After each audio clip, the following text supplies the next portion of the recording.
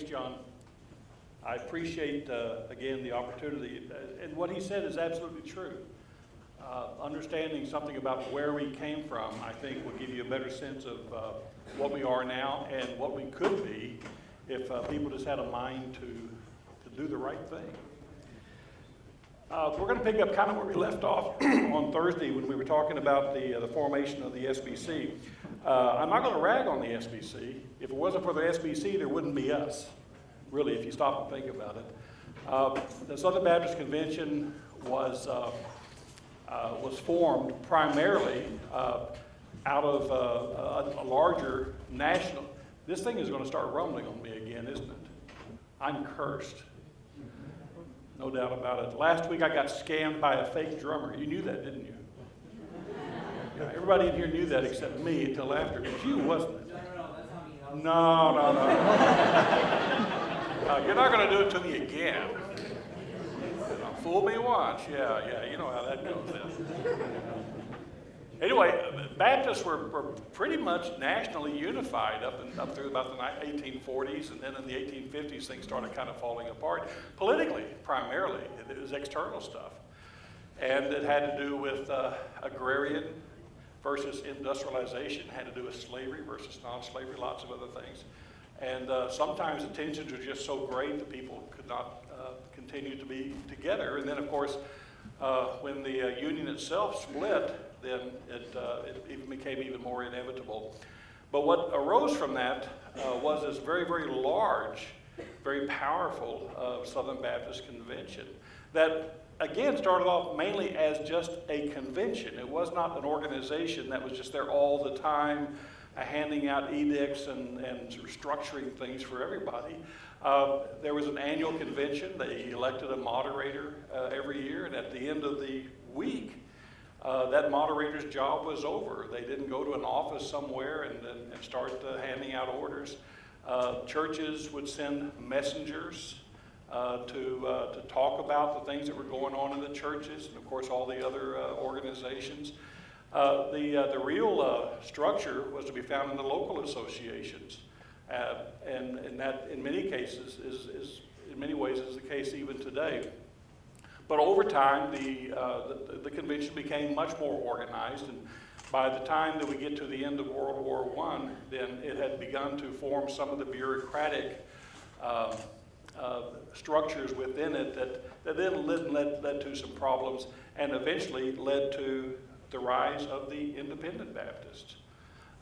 In the early 1900s, J. Frank Norris becomes a bright, shining star for the Southern Baptist. And he's an important figure in our history. Our next slide here, I think, will kind of give you an idea of the sort of things that he's going to be involved in. He actually sort of strikes against the bureaucracy and becomes somewhat of an anti-denominationalist. And he argues that the power is being distributed in a wrong way. And in fact, in the 20s and 30s, as Baylor was picking up some steam there in Texas, the convention wanted everybody to raise a whole lot of money, but instead of simply saying, "Can you help us out here?" they would send invoices to individual churches and say, "This is your share." Well, you can imagine how that would go over today, much less back then. He became an outspoken critic of modernism on the campus of Baylor, and eventually became such an object of contempt by the Southern Baptists that he was actually ousted from the Tarrant County Association. This is an important point to remember. J. Frank Norris considered himself a Southern Baptist to his death in 1952. And he never really left it so much as he was actually sort of pushed out. Let's get a picture of what this guy was like here. It's hard to imagine, I think, from a photograph like this to understand just what sort of a powerhouse we're talking about here. Norris was that bright shining star. He was that guy that so many women among the Baptists wanted their sons to grow up to be. He was fiery. He had oratory. He had great passion.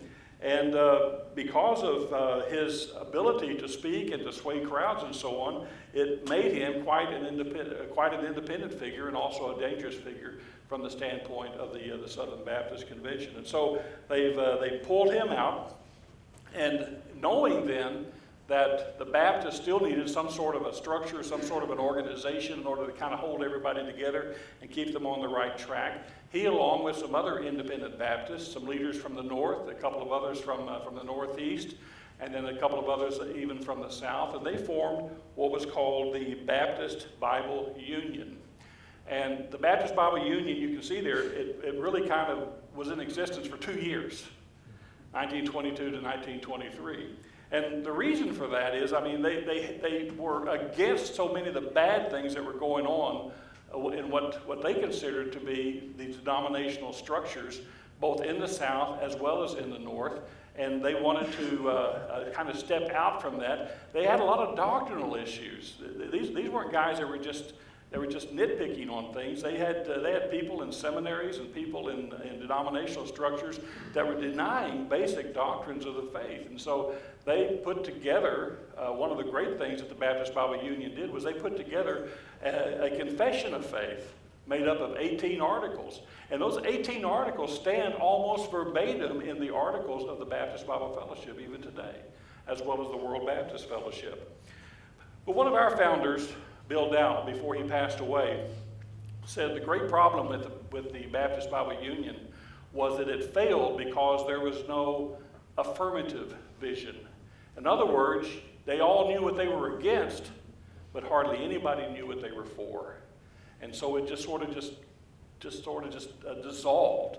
And this, of course, is the nature of most protest movements. You've got to have something for everybody to kind of unite on. You can't just say we're against everybody else and hope to hold together a group like that. It doesn't work that way at all. And so Mr. Norris, along with his friends in the South, began to come together on a regular basis, and they formed what was called the Premillennial Missionary Baptist Fellowship.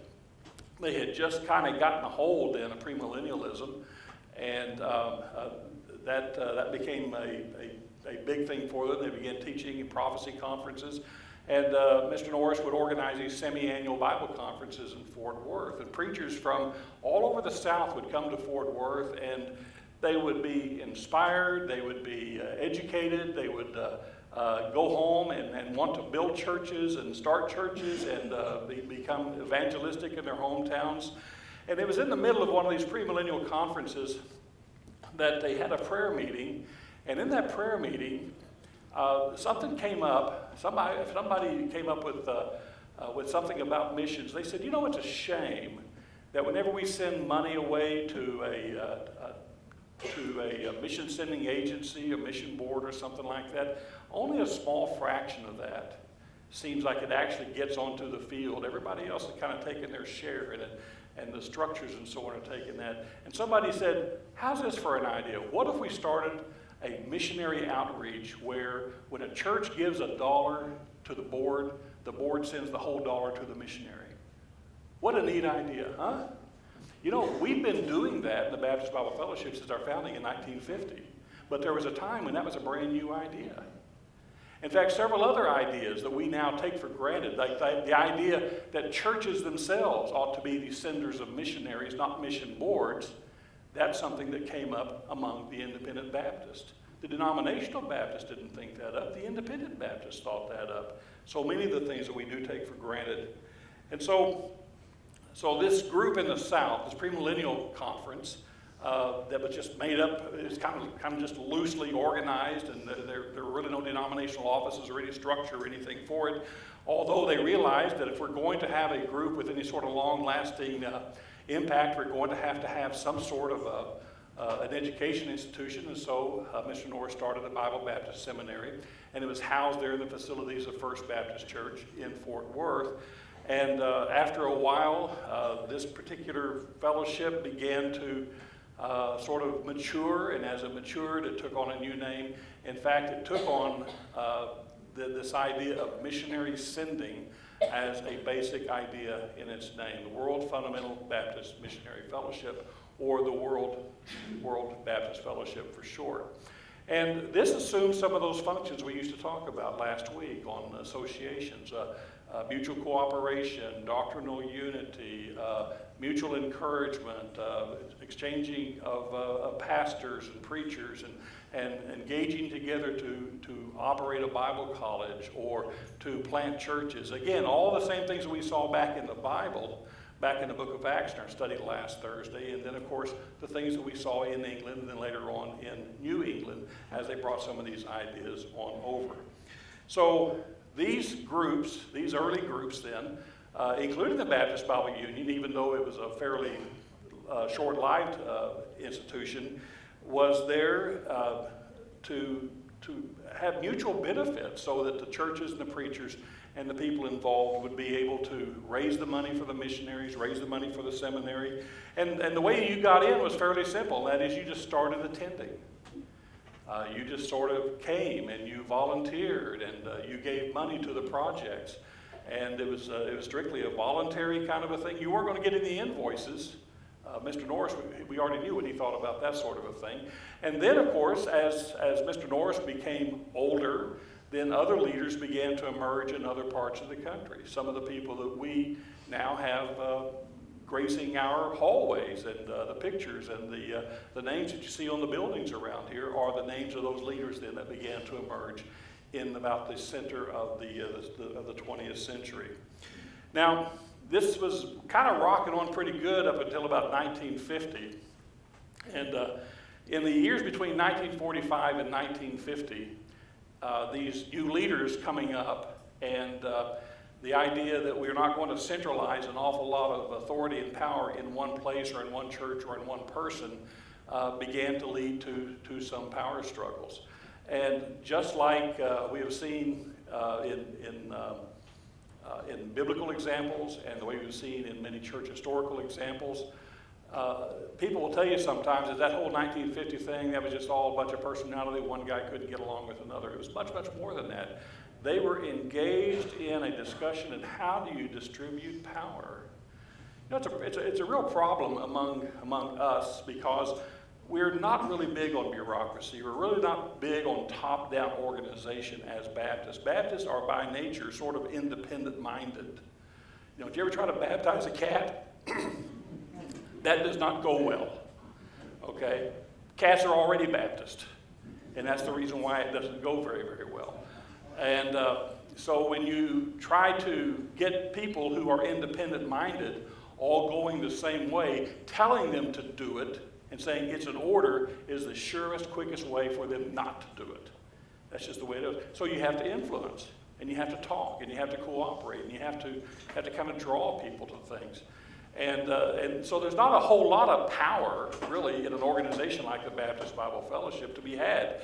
But sometimes it's where you don't have much power, where the struggle for power is the greatest. And that's ironic to me. One of the issues that came up in 1950 was, are we going to have a sort of a democratic kind of a form of government? In other words, is one pastor going to have as much voice as another pastor?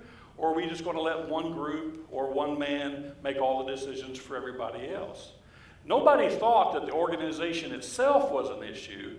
It wasn't that just organizing and coming together as an association is a bad thing, but rather when you start concentrating power and authority within the hands of one or a few, then you are going to have problems. And so it becomes a centralization issue then.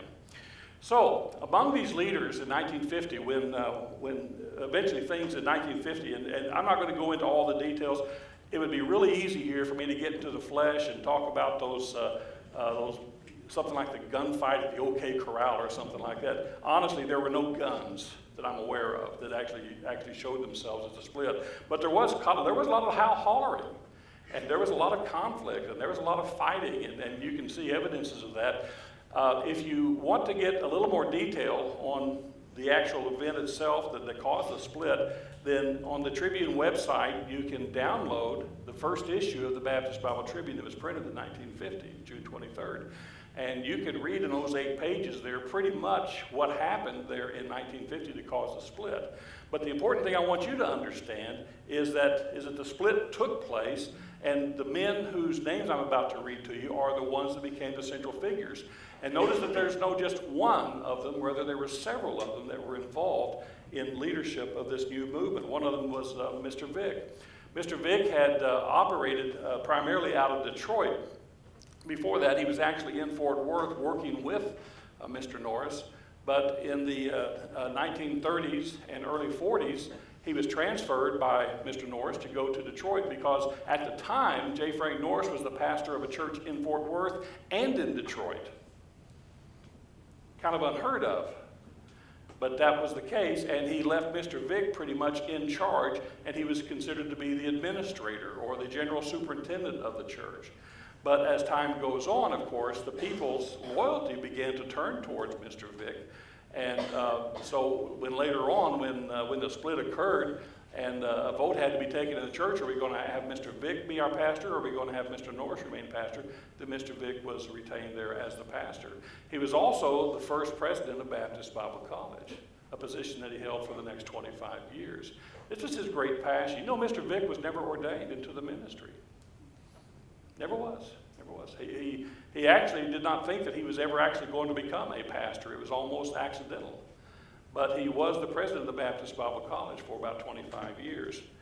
His legacy was carried on in many ways here at Baptist Bible College by Mr. W. Dowd, whose name is on the field house down. You've seen this picture, I'm sure.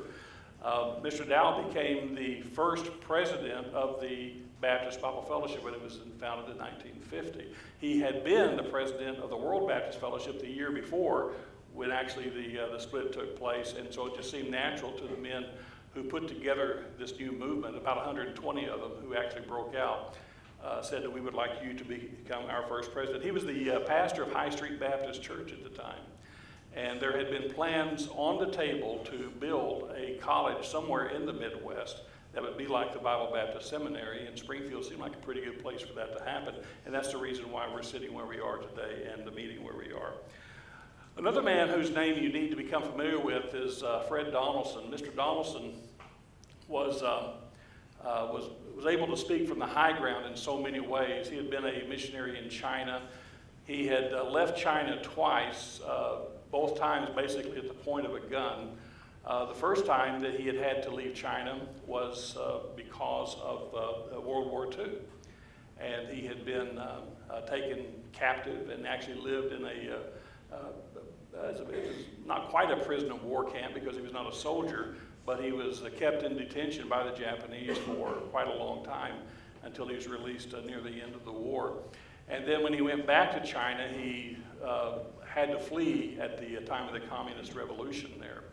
And so when he came back to the States then in 1948, he became kind of an instant leader in missions, and he was one of the great founders of our fellowship. And so he was chosen almost unanimously to be in charge of whatever missionary activity this new group might have. You know, there were only about 7 or 8 missionaries basically that we started off with. By 1960, that number had swelled considerably, just like Baptist Bible College had swelled. Here's a fellow here that this next one is very dear to me. This is Mr. Noel Smith. He stood up in that organizational meeting in Fort Worth, and he said, let's have a paper, and let's call it the Baptist Bible Tribune. I have a job today because of Mr. Noel Smith. Actually, I'm grateful to him. But more than that, he left me a legacy. He left me some guiding light. Nearly everything that we do at the Baptist Bible Tribune today is filtered in some way and touched in some way by Mr. Noel Smith. He was a great man, a great leader, and a great thinker. And at the time of the founding of the Baptist Bible Fellowship was probably the most intelligent man we had in our midst. And we've tried to keep that tradition going at the Baptist Bible Tribune. I'm only kidding. Remember, I got scanned by the fake drummer, okay? Yeah. Another man whose name became very familiar to everybody and until just recently was still quite familiar to most of us, Mr. John Rawlings. John Rawlings had been the pastor of the Central Baptist Church in Tyler and had been there since the 40s, and shortly after the formation of the Baptist Bible Fellowship, made his home in Cincinnati, Ohio, where he led the Landmark Baptist Church there for many years. And of course, he passed away just this past year. But he's also a man who had a great influence on this movement in many ways. He was a great spokesman, great promoter. He would speak in literally hundreds and hundreds and hundreds of youth camps during the summer months, and would speak in revival meetings and tent meetings, anywhere where he could get himself up on a platform and talk about the benefits and the advantages of being a part of the Baptist Bible Fellowship. And he did that for several years. Now, over the next 10 years, from 1950 to 1960, most of the work of the Baptist Bible Fellowship was concentrated on Baptist Bible College. Everybody agreed that if we're going to have any kind of a movement, again, if we're going to have any kind of a movement, we are going to have to educate and train people in order to work in our churches. Missionary growth led to the formation of policies and a separate mission office. Our first mission office was actually the corner of a desk over at High Street Baptist Church, where Mrs. Lotta Sage was the church secretary. But it eventually became the powerhouse that you see across the street here, servicing missionaries all across the world, processing millions and millions of dollars going into the mission field. Smith carried on a lively debate with Norris over the next year about you're right, I'm right, you're wrong, that's that sort of thing. And in the 1950s became a time of growth and consolidation. And then, of course, in the 60s and 70s, we see churches coming up. Some of the largest churches in America were Baptist Bible Fellowship churches, people trained at Baptist Bible College over the years. One of the things I like to do when we get to this point in the history is to talk about what it was that caused our fellowship to be such a powerhouse from 1950 to 1975. I think there are three founding principles. These are the three things I want you to take from these two sessions, if nothing else. Our fellowship was founded on these three philosophies. You won't find them listed anywhere except in something I have written. I had to inductively arrive at these things, but they're all over the place if you start looking around for them. One of them was the democratic ideal. In the Baptist Bible Fellowship, no one person or one small group of people speaks for everybody else. Every pastor, every person who is involving themselves in the Baptist Bible Fellowship has a way to get heard in some way. You may not always get your way, but you can always get a hearing. A democratic ideal. Noel Smith talks about this a very great deal in the early days of the Baptist Bible Fellowship. Positive thrust. We were not going to recreate the mistake made with the Baptist Bible Union. We're not going to simply be just against those guys. We're going to be for something. One of the things that was said in the organizational meeting, Mr. Donaldson said this. He said, I feel like that I've taken off an old suit and I put on a new suit, and I hope that the right arm of this new suit will be missions. And if nothing else survives in the Baptist Bible Fellowship 5 years from now, 10 years from now, 20 years from now, what will survive is this idea of the mission. It will survive no matter what, because that is really what Baptist Bible Fellowship was all about, and that was worldwide evangelism, both across the world, across the sea, as well as here. It's just one of the things that we do. We build churches, we plant churches. The third thing here, and this is a very important thing I think for you to remember as well, what I call a leanness in organization. You know, there really aren't all that many rules in the Baptist Bible Fellowship. Now, I know that there are a lot of people who think there are more rules than there really are, but you can't let those people fool you. We live by the 20 Articles of Faith. Learn the 20 Articles of Faith, learn what this fellowship teaches, and you'll be a long ways towards trying to figure out where your place is in this fellowship. Now, I don't necessarily think that you need to go out and memorize the bylaws so much, although that would be a handy thing to do, because I find myself educating pastors every day about the bylaws, even sometimes our elected officers.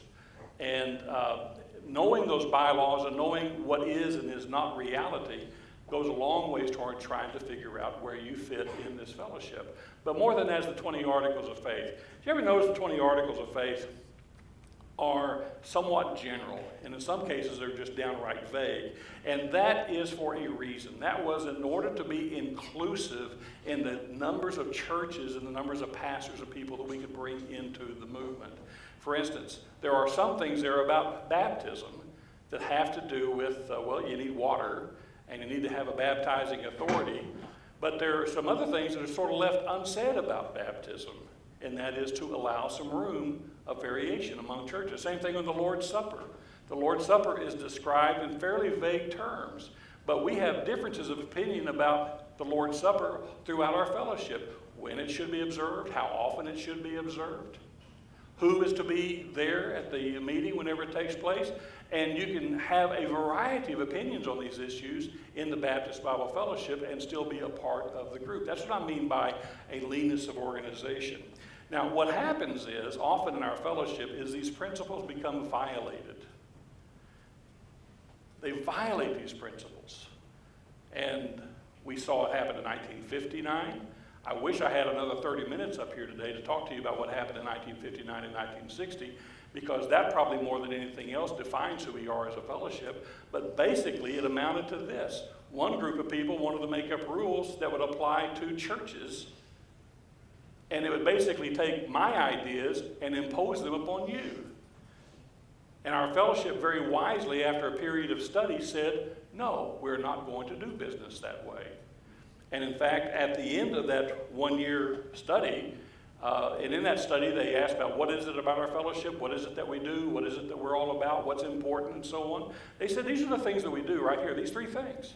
We send missionaries / plant churches. We train Christian workers. That's what we're doing here at Baptist Bible College. And we meet regularly to foster and encourage the first two things. Missionaries, planting churches, training people to be missionaries and to plant those churches. And we meet regularly in order, and sometimes I think we meet too often if you want to know the truth of it, but we meet regularly to foster and encourage those two things. And what happened was, at the end of this year-long study, they determined that these are the things that we do, and we don't do anything else. In other words, we don't go around imposing an awful lot of extraneous rules on people.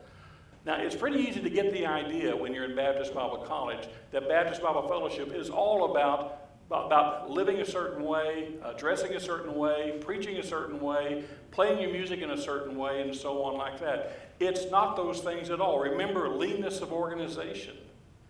Now, there are some basics. We're not going to go beyond the 20 articles of faith, but we're also not going to be anxious to add a lot of stuff to those articles of faith either at the same time. In other words, if you look at Baptist Bible Fellowship like it's some sort of denominational structure, and you're finding yourself at this point saying, do I want to be a part of this group or do I not want to be a part of this group? If you believe somehow or another that by being a part of this group you're going to have strictures placed upon you that will keep you from fulfilling God's call, I'm here to tell you that is not the case with Baptist Bible Fellowship. You can be a part of Baptist Bible Fellowship if you're willing to engage in these three activities right here. Do you want to be a missionary? Do you want to plant churches? Do you want to be involved in training of people to work in these local churches? And do you want to meet with other Christian people to talk about these sorts of things? If you do, the Baptist Bible Fellowship is for you. And you don't really want to miss it.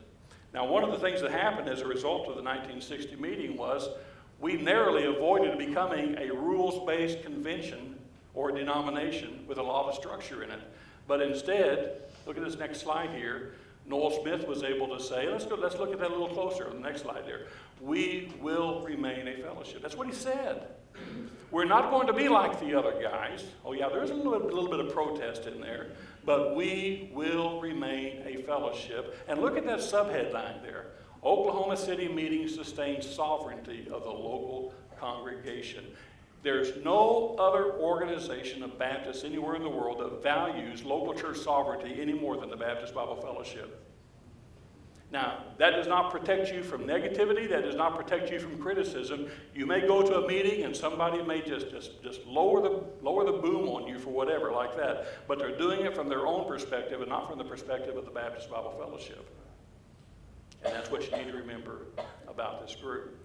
I hope perhaps maybe some other time I can come back over here and give you some more details about this whole 1959-1960 thing, and then also talk to you a little bit more about how these principles have been violated in years past and how we have tried to recover from some of those violations. But let me tell you what, the attitude I had, I mentioned this last Thursday, that I did not want to be a part of this group, that I wanted to sort of just be my own guy, and I wanted to be the Lone Ranger kind of a Baptist pastor out there. It took me about 2 years before I finally figured out that basically I had turned my back on a family.